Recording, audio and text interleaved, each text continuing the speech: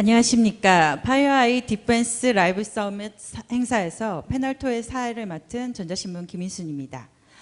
이번 패널 토론 시간에는 그래서 우리는 이렇게 사이버 위협에 대응한다를 주제로 실제 보안 담당자 경험을 들어보는 위협과 그들이 겪은 위협과 대응 방안을 들어보는 자리를 마련했습니다. 오늘 패널 토론을 위해서 세 분의 전문가를 모셨습니다. 한 분 한 분 소개해 드리도록 하겠습니다. 우선 NC소프트 보안 시스템 이동하 팀장님 모셨습니다.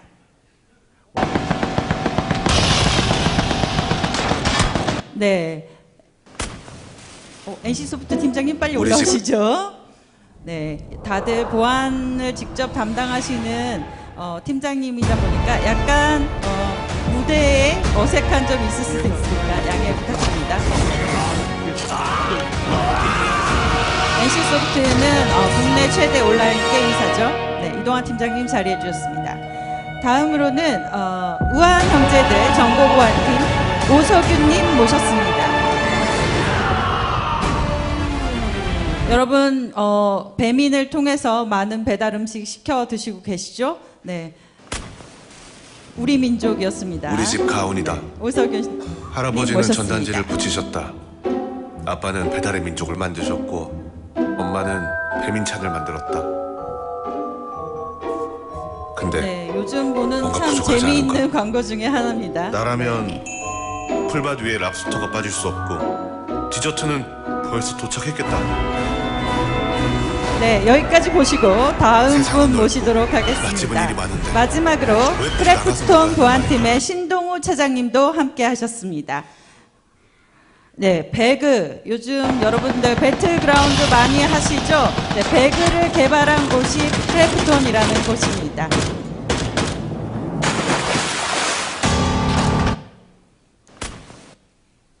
네, 세 분 다 올라오셨는데요. 한 분 한 분 소개해 드리도록 하겠습니다. 처음부터 NC소프트의 이동하 팀장님 자기소개 부탁드립니다. 네, NC소프트에서 보안 시스템팀 맡고 있는 이동하입니다. 네, 우한 형제들 정보보안팀 오석윤님 오셨습니다. 네, 우한 형제들에서 기술 보안을 담당하고 있는 오석윤이라고 합니다. 반갑습니다. 네, 크래프톤의 보안팀 신동우 차장님 소개 부탁드립니다. 네, 그 블롤에서 이름 바뀐 크래프톤에서 보안팀에서 근무하고 있는 신동우입니다. 네, 오늘 여기 오신 세 분들과 여러분들이 함께 고민하고 있는 사이버 보안의 위협과 대응 방법에 대해서 알아보도록 하겠습니다. 자, 그럼 지금부터 본격적으로 네. 예기치 않은 손님이 오셨는데요. 네, 직접 소개 부탁드립니다. 소개 자리는 없지만 저 파이어에서 기술 총괄을 맡고 있는 오진석 이사입니다. 세 분의 고객들이 분명히 이제 좋은 말씀을 해주실 거는 맞긴 한데요. 이제 벤더로서 뭔가 좀 저에게 좀 부담스러운 얘기를 하실까봐 좀 감시 감독 차원에서 올라왔습니다. 고맙습니다. 아, 네, 이런 패널 토론은 또 처음이죠. 네, 우리 오진석 이사님이 패널들이 이상한 말을 할까봐 점검차 올라오셨는데 어떤 얘기를 할지 함께 들어보도록 하겠습니다.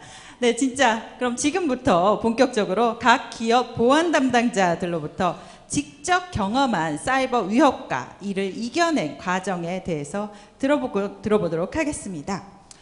자, 해커들이 가장 많이 공격하는 기업의 유형, 온라인 게임사 아닐까 생각하는데요. 온라인 게임에 해커들이 가져갈 것이 참 많죠. 개인정보부터 게임 아이템 이런 것들 많은데 그래서 사이버 위협도 정말 많을 것 같아요. 우리 실제로 진짜 게임 회사에서 보안을 담당하고 계신 신동우 차장님, 어떤 위협이 가장 기억에 남는지 하나 소개시켜 주시죠. 저희는 그 배틀그라운드 게임이 전 세계적으로 히트를 치면서 굉장히 많은 공격을 당하고 있는 중인데요.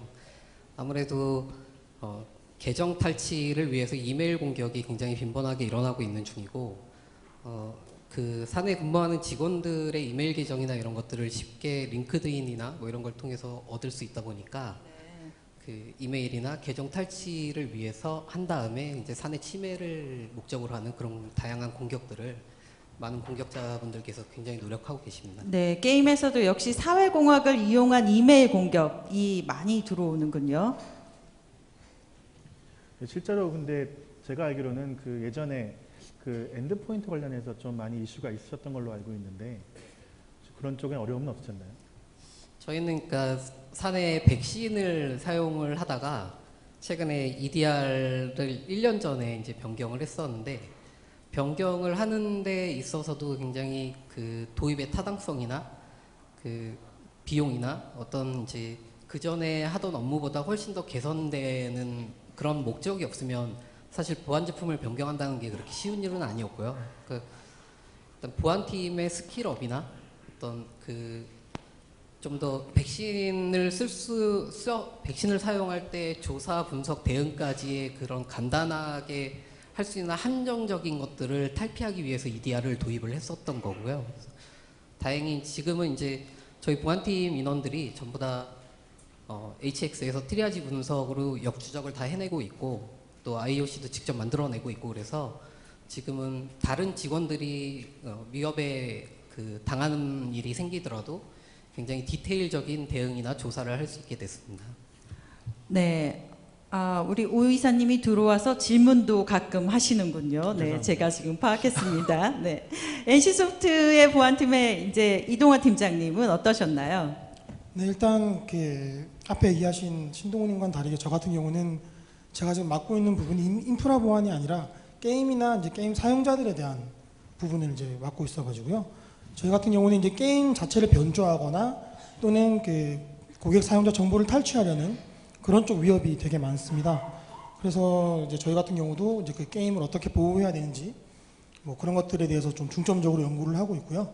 실제로 뭐 다들 잘 아시겠지만 게임 계정 탈취나 이런 거는 뭐 원체 기사도 많이 되고 뭐 거의 매일매일 발생하는 일이다 보니까 그런 쪽으로 저희는 위협을 많이 보고 있습니다. 네, 사실 신문사에도 게임 계정 탈취됐다며 찾아달라고 저한테 제보하시는 일반 사용자들도 되게 많으십니다. 그래서 그럼 해당 게임 회사로 연락하세요. 그러면 안 찾아준다고 뭐 이런 얘기를 하면서 제보를 한다고 하시는데요. 지금 게임사의 보안 위협에 대해서 좀 들어봤는데요. O2O 이제 비즈니스를 하고 있는 배달의 민족 여기도 정말 핫하고 개인 정보들이 되게 많이 모이는 분야일 텐데 우아한 형제들은 어떤 위협에 직면하고 계신가요? 저희 우한 형제들은 이제 O2O 서비스다 보니 이제 사용자들의 정보, 뭐 개인 정보가 항상 이슈가 되고 있고요. 그 케빈 폴슨의 책 중에 보면 이제 킹핀이라는 책이 있습니다. 그 안에 보면 이제 해커들이 탈취한 뭐 크레딧 카드라든가 아니면 개인 정보들을 이용해서 그거를 이제 블랙 마켓에서 뭐 거래를 하고 이런 내용들이 있는데요. 그런 것처럼 저희 회사들도 이제 그런 데이터가 그들에게는 좋은 먹잇감이 되고 있기 때문에 그런 이제 뭐 유형에 돈이 되는 게 있는지 뭐 스캐닝이라든가 뭐 찔러보기식의 그런 이슈들이 좀 많이 있고요. 특히나 저희들은 그 인프라가 이제 주로 퍼블릭 클라우드 서비스 중에 하나인 AWS를 쓰고 있습니다. 그래서 AWS는 기본적으로 이제 퍼블릭 클라우드다 보니 아무래도 이제 기존의 레거시하는 그런 ITC 환경보다 많이 오픈이 되어 있어서 아무래도 좀 외부에서 이렇게 툭툭 건드려 보는 그런 이슈들이 많이 발생하고 있습니다. 네, 여기 오신 많은 보안 담당자들이 똑같이 겪고 계실 이제 클라우드로 전환이 많이 되고 디지털 트랜스포메이션 하면서 그 퍼블릭 인프라를 많이 쓰시기 때문에 이런 똑같은 문제를 많이 겪고 계실 거라 생각합니다. 지금 그렇지만 우리의 임무는 항상 사이버 위협에 대응해야 되는 것인데요. 어떤 점이 오늘 나오신 전문가 세 분들이 어떤 애로사항을 겪고 계신지 한번 더 알아보도록 하겠습니다. 이동환 팀장님, 어떤 점이 가장 어려우신가요? 일단은 그 게임 관련 위협들 중에서는 이제 가장 어려운 건 일단 정보가 없습니다. 사전에 어떤 공격자들이 우리를 뭐 대상으로 하는지 아니면 뭐 얼마나 많은 계정 정보들이 유출됐는지 또는 이제 뭐 게임 아이템 피해가 있는지 이런 것들을 사실 이제 사전에 알기보다는 게임 로그나 또는 뭐 사용자 신고를 통해 가지고 이제 피해가 발생하고 나서야 그 정보를 알 수 있다는 게 가장 큰 문제가 되기도 하고요. 그리고 이제 모든 그 위협이 발생하는 부분이 사내가 아니라 이제 각 그 고객들 PC에서 바로 벌어지다 보니까 저희가 아무리 뭐 안전한 장치를 한다고 해도 해커들이 그걸 이제 다 무력화시키고 이제 진행하는 부분 때문에 그런 쪽에 좀 어려움이 있고 뭐 결국에는 정보죠. 이제 어떤 정보든 미리 알면 대응할 수 있지만 피해가 다 발생한 다음에는 뭐 저희도 어떻게 할 수 있는 게 없어서 그런 부분이 가장 어려웠던 것 같습니다. 네, 피해 대상이 대부분 고객이고 정보가 없어서 되게 어려움을 겪고 계신다는 말씀 해주셨습니다. 신동훈님은 어떤가요? 저희는 아무래도 그 좀 전에 말씀드렸듯이 계속 백신에 대한 불만이 굉장히 높았었고요. 내부에 네. 이제 그 사용자들이 백신에 예. 대한 불만이 높았던 거네요. 내부에 네. 이제 다른 직원들, 저희는 아무래도 개발을 많이 하다 보니까 네. 굉장히 백신에서 나는 오진이나 아니면 백신 시그니처 DB에 없는데 휴리스틱 진단 기법이 우회된 멀웨어 같은 경우에는 그냥 쉽게 감염이 되고 또 끝까지 추적할 수 있는데 한계적인 부분들이 있다 보니까 상당히 직원들의 불만이 높았었고요. 그 반면에 오히려 백신에 대해서 불만이 높아서 EDR로 변경하는 데에는 큰 어려움이 많이 없었던 것 같고요. 네, 여기 계신 많은 분들이 많은 기업에서 다들 백신은 다 디폴트로 쓰고 계실 텐데 다들 EDR로 어떻게 바꿔야 되나? EDR을 써도 되나? 이런 고민을 하고 계실 텐데 크래프톤의 내부 사용자들은 빨리 바꿔줘. 뭐 이런 어쨌든 수요가 있었네요. 네, 쓰고 있는 백신에 이미 불만이 있었고 네. 그러니까 다른 직원들은 보안을 잘 모르다 보니까 네. 다른 백신으로 바꿔달라고 했었고요. 네. 그 전에는 이제 문제가 발생되면 저희가 추적을 하는 동안 근무를 해야 되니까 포맷을 권고를 했는데 네. 지금은 정확하게 어떻게 감염이 됐고 어떤 게 문제라는 걸 추적하다 보니까 직원들의 만족도도 훨씬 높아졌고요. 네. 사실 이런 답변 같은 경우에는 저희 입장에서는 굉장히 바람직한 답변 중에 하나인 것 같고요. 되게 사실 저희가 이게 사전에 요청드렸던 답변의 내용은 사실 아닙니다. 즉각적으로 해주신 건데요. 굉장히 좋은 답변 중에 하나인 것 같고요. 이 내용은 좀 따로 자세하게 들어보도록 하겠습니다. 조금 더 하실 말씀 있으신가요? 뒤에 PPT에 있는 내용 중에 하나인데 그러니까 제품 서비스 도입 비용을 보면 저희는 사실 백신을 쓰는 게 가장 싸거든요. 근데 이제 나머지 두 가지 위협 대응하는 인력의 비용, 리소스 비용을 또 감안을 하고 그 제품 서비스를 계속 유지하는 데 있어서 유지 비용을 생각을 하면 상당히 저희는 굉장히 효과적이고 타당한 제품을 도입했다라는 평가를 받고 있습니다. 갑자기 되게 궁금한 질문인데요. 백신을 쓰다가 우선 EDR을 쓴다고 해서 백신을 완전히 뺄 수 있는 것도 아니잖아요. 저희는 HX에 있는 비트 디펜더 엔진을 켜놔서 백신의 기본 기능을 하고 있고요. 네. EDR이 이제 그 트리아지를 분석할 수 있는 분석 도구의 역할을 또 해주고 있기 때문에 네.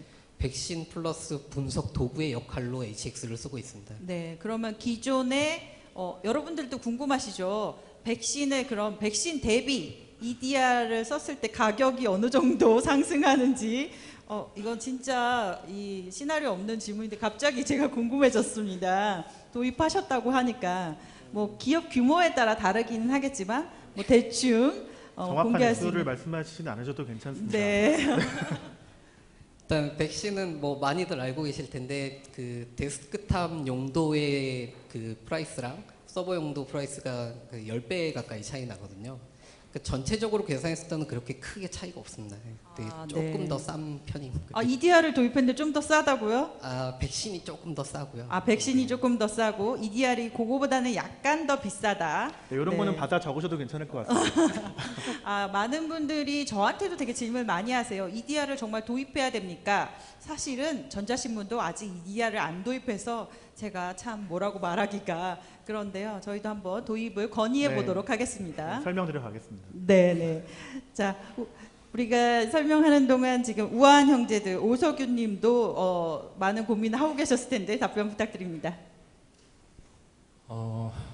일단 저희 오투어 서비스의 특징상 그런 것들이 몇 가지가 있는데요. 이제 아무래도 고객들에게 직접적으로 서비스하는 그런 서비스들의 경우에는 시간이 지날수록 뭔가 이제 혁신적인 걸 고객들이 더 요구를 하게 되고 그런 혁신적인 요구사항을 맞추려면은 애플리케이션이라던가 애플리케이션을 뒷받침하는 그런 것들 인프라들이 거기에 맞춰서 이제 혁신적으로 운영이 돼야 되죠. 그러다 보니 이제 AWS와 같이 이런 퍼블릭 클라우드에서는 그런 고객들 혁신을 뒷받침해 줄 수 있는 인프라들을 구성할 수 있고 그 외에도 이제 애플리케이션을 올릴 수가 있는데요. 문제는 그런 이제 혁신을 따라가려고 하다 보니 개발자분들이라던가 아니면 이제 여러 시스템들을 조금 오픈해서 사용해야 되는 그런 것들이 있습니다. 근데 그것들이 오픈되면 오픈되는 만큼 리스크는 더 커지게끔 되겠죠. 그래서 그것들을 이제 저희가 좀 컨트롤하기 위해서 리스크를 줄이기 위해서 보안을 강화하려고 했더니 클라우드에서는 보안을 강화하게 되면은 혁신적인 서비스를 제공하던 인프라들이 그런 혁신성들이 줄어들게 됩니다. 그래서 어느 수준까지 저희가 보안을 강화해야 될지, 어느 수준까지 해야 회사의 비즈니스 모델이나 이런 것들의 이제 혁신성을 해치지 않을지, 그런 부분이 늘 이제 고민이 되죠. 예전에 IDC와 같은 그런 환경에서는 레거시 환경에서는 할 수 있는 보안들이 이제 체계가 있습니다. 뭐 방화벽, IPS, IDS, 뭐 엔드포인트 보안 이런 식으로 이제 이렇게 성벽과 같은 그런 구조를 가지고 있는데 클라우드에서는 그렇지 않죠. 기본이 퍼블릭 클라우드다 보니 많은 부분들이 열려 있고 그런 부분들을 이제 어떻게 제어해야 되냐가 이슈인데 그런 이제 고객들이 혁신 니즈에 맞춰서 이제 플랫폼이 혁신적으로 변화하는 거에 따라서 보안도 예전처럼 이런 스태틱한 장비를 앞세워두고 그런 스태틱한 보안이 아니라 다이나믹하고 액티브한 보안으로 가야 되는 것 같아요. 여기 계신 분들도 다 이제 클라우드를 검토하시거나 도입하신 분들은 똑같은 고민을 하실 것 같아요. 그래서 국내에 뭐 클라우드 보안 경험이 많은 분들이 없을 뿐더러 또 안 그래도 어려운 클라우드 다시 배워야 되는데 거기서 또 보안을 하자니 더 어렵고 이런 것들이 이제 문제가 되는 것 같습니다. 개인적으로 궁금한 게 하나 있는데요. 어쨌든 그 우한 문제 같은 경우에는 비즈니스 형태나 나오는 콘텐츠들을 보면 굉장히 창의적이고 말씀하신 것도 크리에이티브 하잖아요. 근데 그런 분들, 그런 개발자들이 보안 통제가 왔을 때 사실 반발하는 이런 것도 굉장히 더 클 것 같아요. 다른 기업들보다. 그래서 혹시 노하우가 있을까요? 그런 부분들? 그쵸. 막 저희 팀을 찾아와서 이렇게 따지거나 그러시지는 않는데요.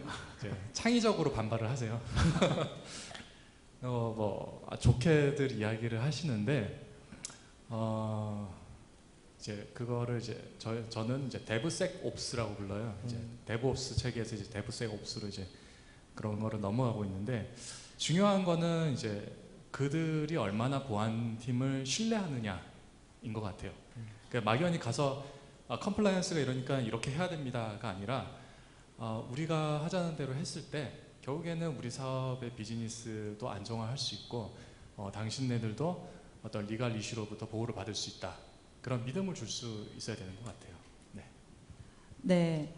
이게 단순히 아까 말씀하신 대로 막는다고 개발자들이 그거에 따라주지는 않죠. 이렇게 문화로 같이 함께 소통을 하면서 보안 그 담당자들도 개발자들하고 함께 해야 되는 이런 상황에 다들 직면해 계시네요. 저는 사실은 되게 이렇게 어떤 북한으로부터의 해커가 들어와서 이런 위협을 느끼고 있다 이런 말씀을 하실 줄 알았는데 그런 것들이 아니라 실제 기업에서 개발자들이나 사업부 내부에서 이제 기업 내부에서 있는 분들과 보안팀 간의 그런 갈등이라고 표현 어쨌든 일어나는 일들 이런 것들을 되게 많이 어려워하고 계시네요.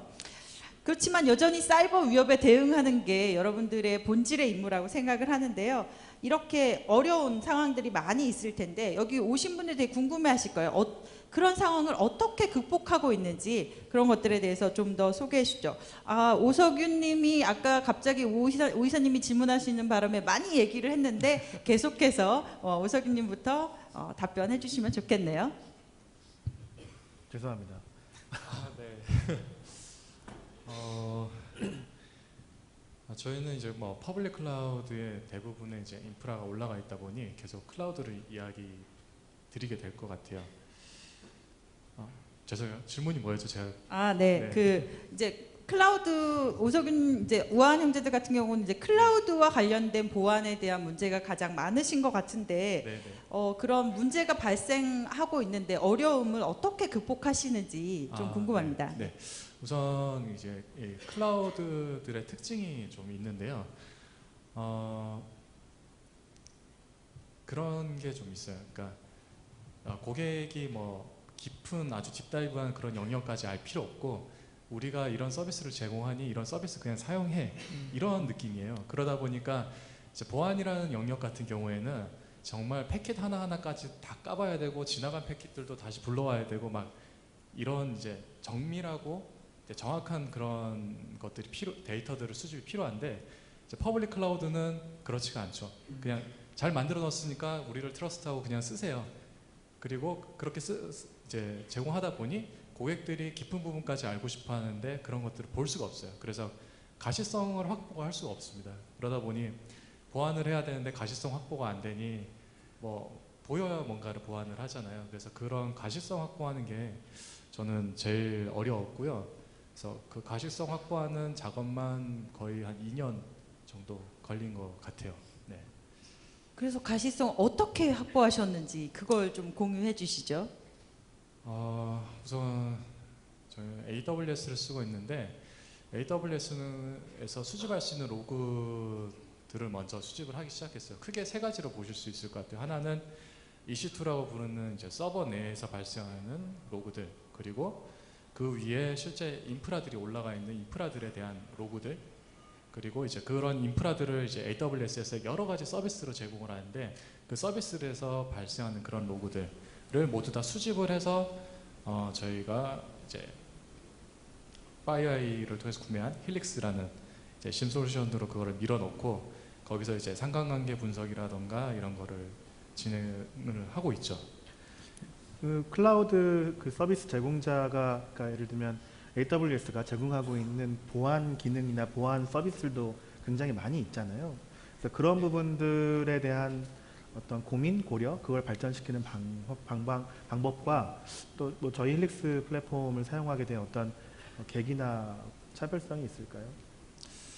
네, 저희가 솔루션을 검토를 했을 때 요구사항이 한 크게 4가지 정도 됐던 것 같아요. 첫 번째가 AWS에서 로그 수집이 가능해야 됐고요.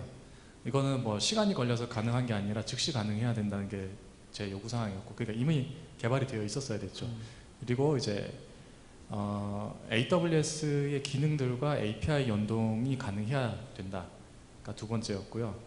그 이유는 이제 뭔가 보안 이슈를 이제 탐지를 했을 때 그것들을 AWS 서비스들을 이제 뭔가 원복을 시킨다든가 그런 거 위해서 API 연동이 가능해야 되는 게 요구사항 중에 하나였고요.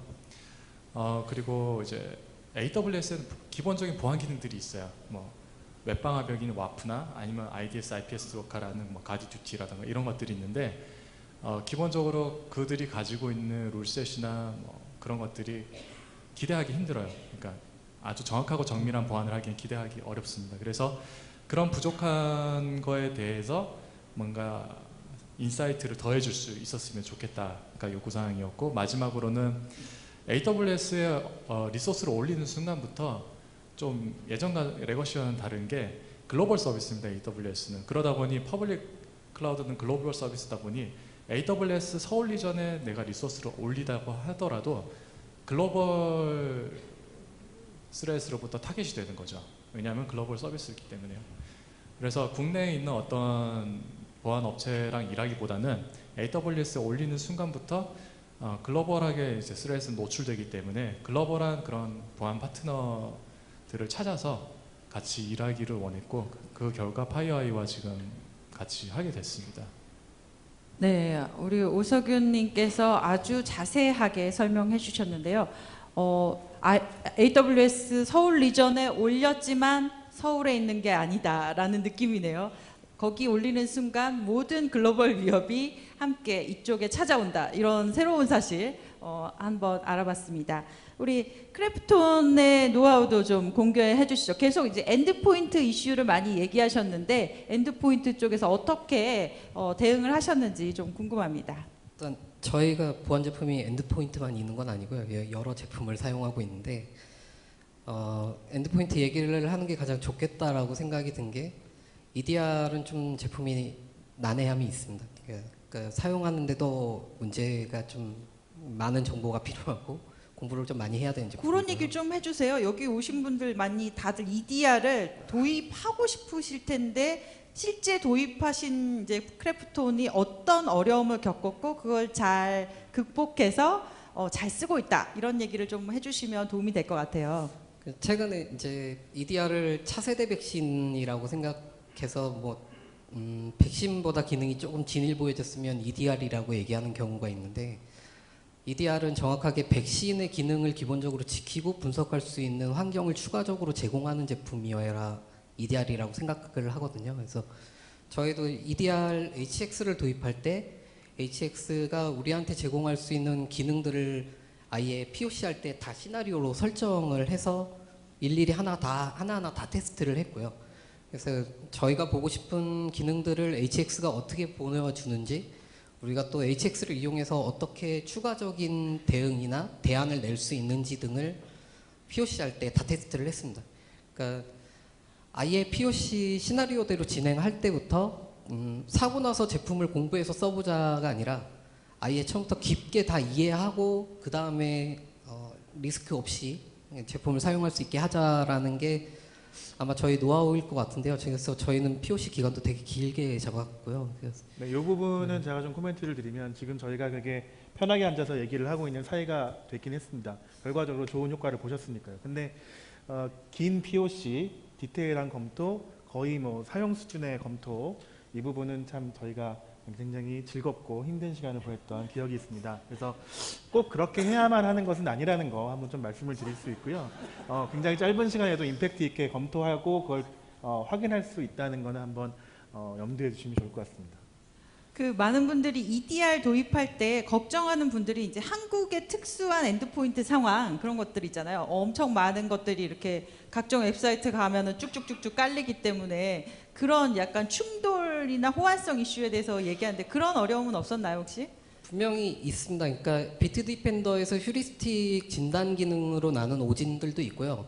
EDR 기능이 되게 안정적으로 가고 있는 단계 중이다 보니까 트러블 슈팅을 해야 될 문제들도 분명히 있고요. 근데 저희가 워낙 백신에 대한 불만이 높아서인지 모르겠는데 본부장님부터 시작해서 임원들까지도 굉장히 그 벤더사에 고맙게 느낄 만큼 그 적극적으로 지원을 해주셔서 어려움을 많이 극복해낸 것 같습니다. 네, 엔드포인트에서 백신에 대한 불만이 높으신 기업은 이제 진짜 EDR을 고민해 볼 시점이 온 것 같습니다. 실제로 이제 크래프톤 같은 기업에서 사용을 하고 거기에 대한 이제 후기를 같이 공유해 주셨기 때문인데요. 오래 기다리셨습니다. NC소프트의 노하우도 알아보도록 하겠습니다. 네, 일단 저희 같은 경우는 이제 피해가 발생한 고객 PC 또는 뭐 침해 사고 당한 것처럼 그 PC에서 이제 정보를 수집해야 되는 부분이 필요해서 일단 그 가장 기초적으로는 자체적으로 이제 도구를 만들어서 정보를 수집하는 걸 시작했는데요. 뭐 침해 사고 조사 같은 걸 뭐 많이 해보셨을 테지만 이미 피해가 다 발생한 다음에는 남아 있는 흔적이 별로 없습니다. 뭐 파일 뭐 달랑 하나 또는 뭐 당장 떠 있는 파일만 있고 뭐 데이터가 나가거나 뭐 어떤 식으로 들어왔는지 그런 거에 대한 거는 사실 수집이 좀 많이 힘들어요. 그래서 도구를 만들어서 샘플 수집까지는 됐는데 이게 뭐 하는 샘플인지까지는 뭐 바이러스 토탈이나 또는 백신들이 이제 진단을 잘 해주니까 그런 걸로 이제 피상적으로는 알 수 있는데 뭐 다들 그렇겠지만 이제 위에서 요구하는 거는 그래서 이게 어떻게 들어왔고 얘가 어떤 행위를 했고 그리고 어떤 데이터를 가지고 나갔길래 피해가 됐냐 이런 것들을 되게 궁금해하시고 이제 하는데 사실 분석가 입장에서 파일 하나밖에 없는데 그걸 좀 보기가 좀 쉽지 않습니다. 뭐 다들 분석해 보셨겠지만 파일 하나 가지고 안 되는 상황이어가지고 이제 저희 같은 경우에는 그러면 이 파일 하나를 가지고 다른 정보를 어떻게 얻을 수 있겠느냐라는 식으로 이제 접근을 하다 보니까 이제 그 외부 인텔리전스라고 얘기하는 것들 뭐 파이아이뿐만 아니라 뭐 백신 회사들도 제공해 주는 것들이 좀 있기는 한데 그 저희가 이제 아이사이트를 선정하게 된 이유는 맨 처음에 이제 백신사 쪽에서도 되게 많이 오퍼가 들어왔었어요. 우리가 이거 주겠다 하는데 거기서는 진짜 샘플만 줘요. 그리고 이제 이거 침해 당한 것 같다, 뭐 침해 관련 샘플이다 이렇게 샘플 하나만 주고 뭐 이런 식이어가지고 사실 그거는 우리도 할 수 있을 것 같은데라는 생각이 들어서 그렇게 하지 않고 이제 아이사이트 같은 경우에는 이제 뭐 실제 뭐 많이 소개 들으셨겠지만 실제 해커들이 공격 그룹에도 뭐 가 계시고 뭐 이렇게 해서 이제 조금 더 그 많은 정보들을 줍니다. 뭐 어떤 식으로 공격을 할 거고 또는 이 악성 코드는 어떻게 공격을 시작했고 그리고 어떤 데이터를 이제 가져간다.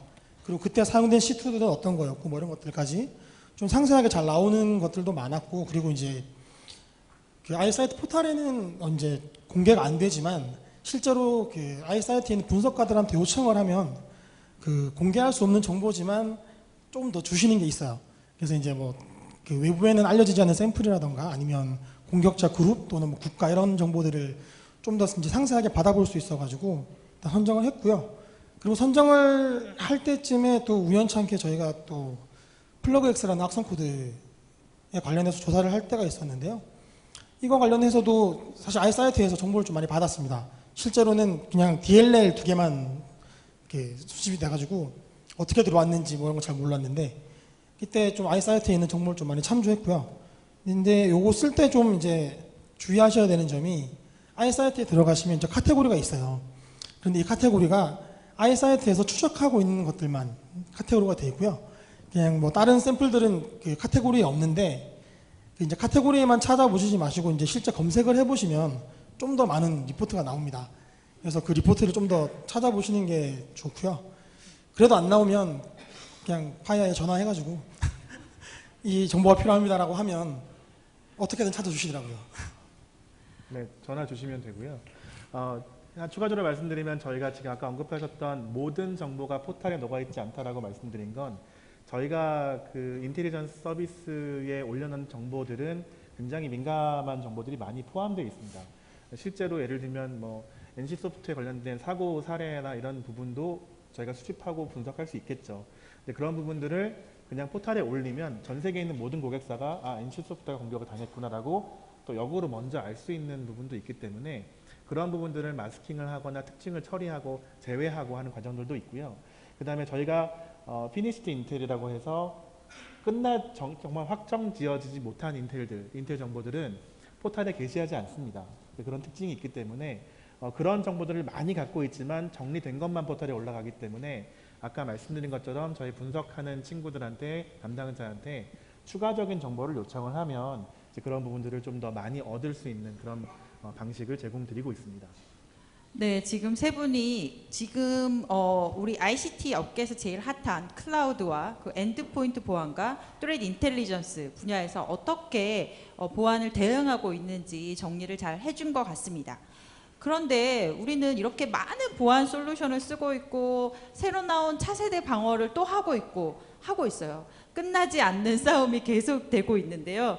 여기 계신 세 분도 여전히 전장에서 계속 싸우고 계시는데 앞으로 뭘 더 추가하실지 더 해야 될 게 있을지도 모르겠는데 그런 것들이 어떤 것인지 한번 여쭤보도록 하겠습니다. 우리 크래프톤의 계획부터 들어볼까요? 저희는 그 보안에서 이제 방어 계열, 블루 계열의 보안 장비들이나 인력들은 조금 더 이제 구성해야 될 게 있지만 굉장히 안정적인 단계로 접어들고 있고요.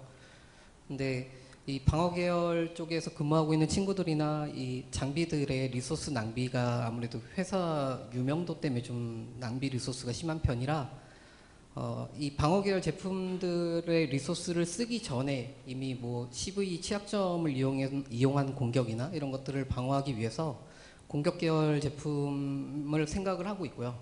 그 취약점 헌팅 제품 이런 것들, 그러니까 또 그런 제품들을 도입하면 지금 있는 제품들하고의 어떤 궁합을 맞춰야 되고 시스템적인 호흡을 맞춰놔야 된다라는 생각을 하고 있고 그게 아마 이기종 장비들끼리 그 오케스트레이션 그리고 요즘에 그 굉장히 핫하게 많이들 쓰시는 용어인데 소아 그게 저희가 지금 가장 제일 큰 고민인 것 같습니다.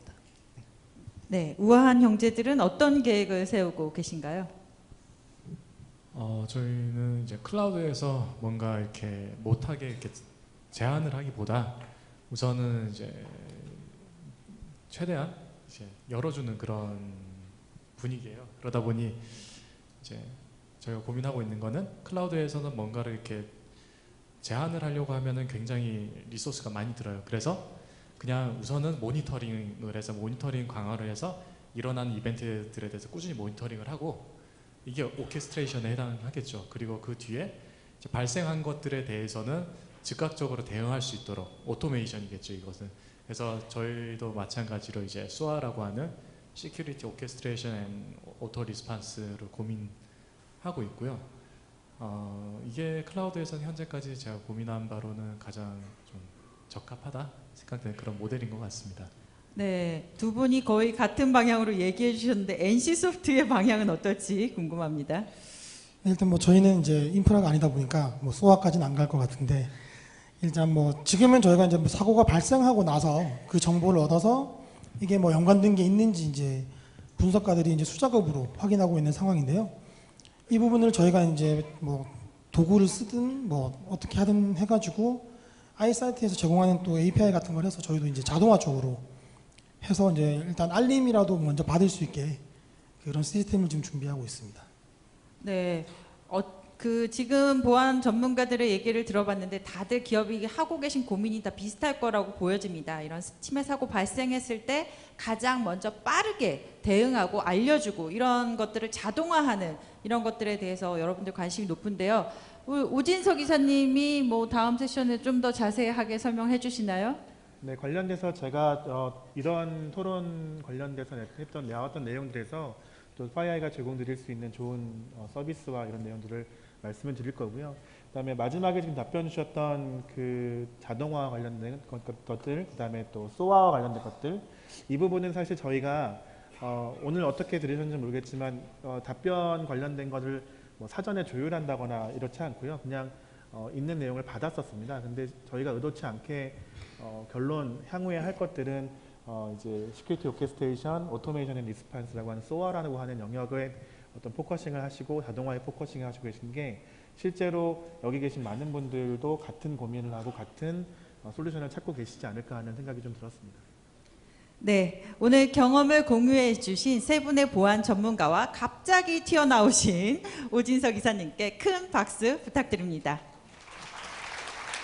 네, 이것으로 그래서 우리는 이렇게 사이버 위협에 대응했다 패널 토론을 마치도록 하겠습니다. 감사합니다.